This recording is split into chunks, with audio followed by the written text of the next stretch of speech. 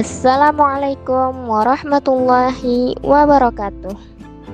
Kami mahasiswa dari Universitas Sabta Mandiri, Fakultas Keguruan dan Ilmu Pendidikan, Program Studi Pendidikan Guru Sekolah Dasar, Semester 1.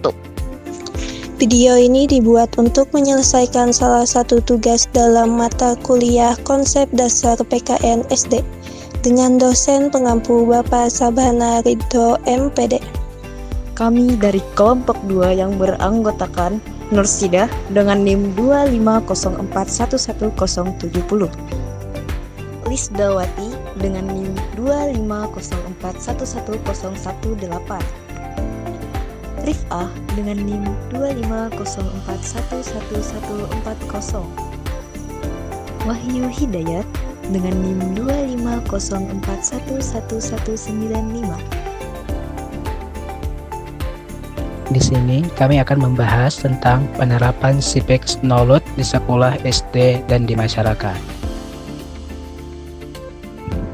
Penerapan civic knowledge atau juga bisa disebut dengan pengetahuan kewarganegaraan yang ada di lingkungan sekolah dan di lingkungan masyarakat, yang mana penerapan ini mencakup tentang hak dan kewajiban, hak asasi manusia atau HAM, demokrasi, Pancasila, dan hukum.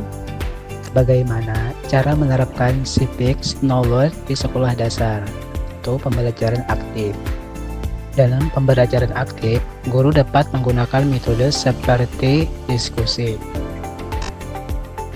Dan di sini kami akan menyebutkan manfaat diskusi itu secara singkat. Yang pertama, meningkatkan pemahaman. Yang kedua, mengembangkan ide. Dan yang ketiga, meningkatkan komunikasi.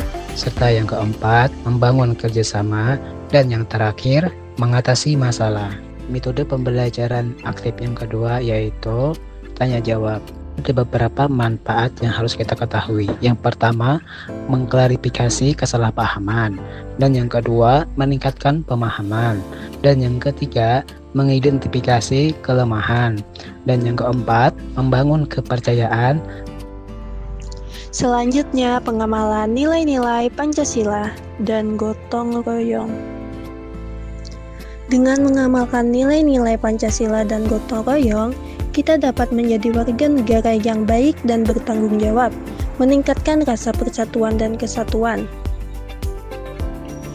Penerapan civic knowledge di sekolah juga dapat melalui pemahaman konstitusi sederhana dan keterampilan dasar, yang dimana pemahaman konstitusi sederhana adalah kemampuan memahami dan mematuhi aturan dasar di sekolah dan negara. Contohnya, mentaati tata tertib sekolah, mematuhi aturan lalu lintas sederhana, serta mengenal Pancasila sebagai dasar negara. Dengan memahami aturan sejak dini, kita dapat belajar hidup disiplin, tertib, dan bertanggung jawab. Sedangkan keterampilan dasar meliputi kemampuan berpendapat dengan sopan, mendengarkan pendapat orang lain, serta menyelesaikan tugas dengan tanggung jawab. Selain itu, keterampilan dasar juga membantu kita dalam menumbuhkan kepedulian sosial terhadap sesama. Dengan demikian, kita dapat bekerja sama dan hidup rukun di lingkungan sekolah. Selanjutnya, penerapan civic knowledge di masyarakat. Bagaimana sih cara menerapkan civic knowledge yang ada di masyarakat? Cara menerapkan civic knowledge dalam lingkungan masyarakat itu yang pertama ada ketaatan pada aturan. Maksudnya adalah kita harus mematuhi atau memenuhi aturan-aturan dan norma yang berlaku di lingkungan masyarakat sekitar, seperti lingkungan tetangga sekitar, RT RW, ataupun lingkungan masyarakat yang lainnya. Adapun contoh dari penerapan tersebut adanya aturan jam malam. Maksudnya adalah suatu aturan yang mana seseorang harus membatasi aktivitas atau kegiatan di luar rumah pada malam hari. Aturan ini dibuat untuk menjaga keselamatan, kenyamanan, dan keamanan masyarakat itu sendiri. Adapun contoh lainnya itu dengan cara membayar iuran tepat waktu, larangan membuang sampah sembarangan, serta menghormati tetangga dan lingkungan sekitar. Yang kedua, partisipasi komunitas, ikut serta dalam kegiatan gotong royong, kerja bakti, atau musyawarah warga. Yang ketiga, menghargai keberagaman, menunjukkan sikap toleransi terhadap perbedaan suku, agama, dan budaya sesuai nilai kebinekaan global. Selanjutnya, penggunaan hak dan kewajiban. Penggunaan hak dan kewajiban sebagai warga.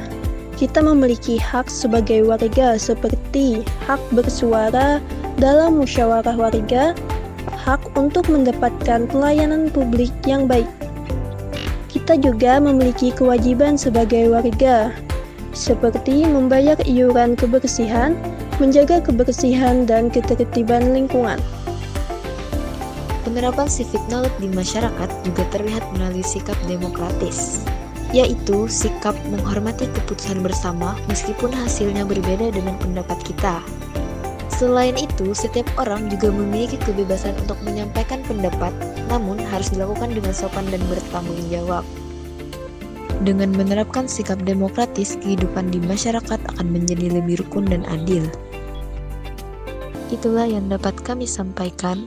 Wassalamualaikum warahmatullahi wabarakatuh.